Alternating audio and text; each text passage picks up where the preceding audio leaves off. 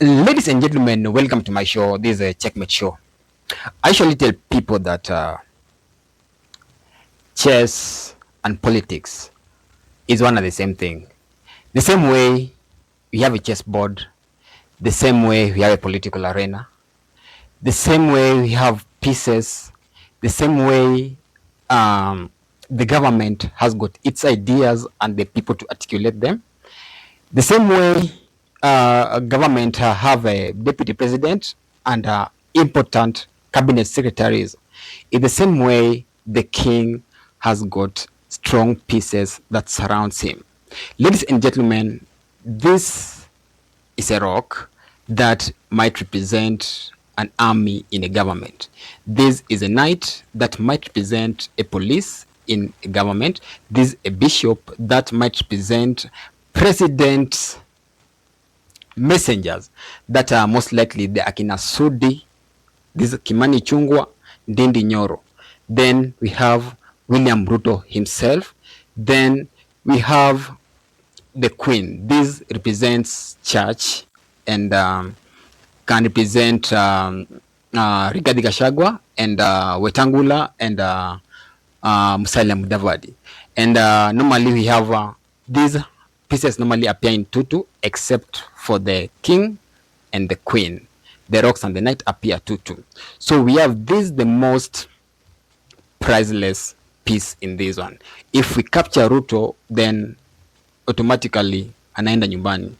Then this is the second most powerful piece on this field. Then these are more or less the same. They have more or less powers than rock, which has the third most strong piece on the board.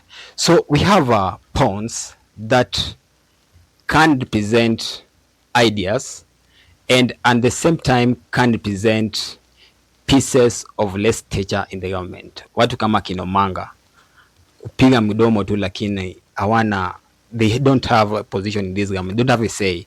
Wale watu wa nini propaganda.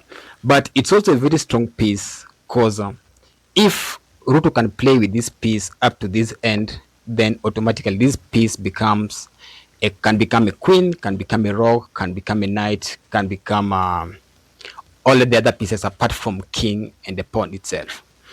So we have a situation today that Ruto is facing the Mwananchi, and that is particularly Generation Z and the millennials.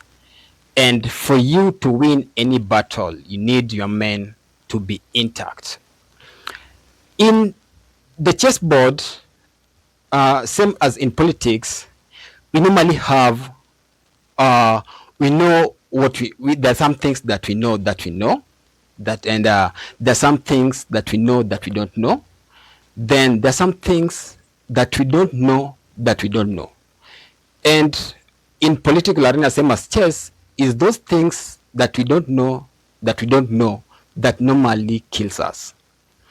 Ruto is facing Generation Z, millennials, and Generation Baby Boomers and Generation X with a compromised players. And what I mean by compromised players is that he has got players that he doesn't need and that are already of useless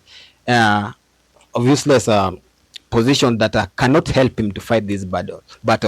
He has got a queen that is Gachagua that is already compromised, and the church that today cannot fight with him, and is remaining with the knights that at least can help him, and the rock then the knights means normally means police, and police right now they are there, but somehow they're also tired. And this one is the army and the special forces, I mean this one. And this one has proven recently, this one stand to be very friendly with the public. So today Ruto is remaining with very few pieces, and these are the still few that voted yes and still insisting that they need to pass this bill no matter what. So he's remaining with few ideas, and at the same time doesn't have a queen, doesn't have a rock to defend himself, and surprisingly, the uh, the uh, the the millennials and Generation Z are still intact, and I don't see Ruto winning this one. On this side, we have a queen. This is the Generation Z. Then we have this a king. That this is the integrity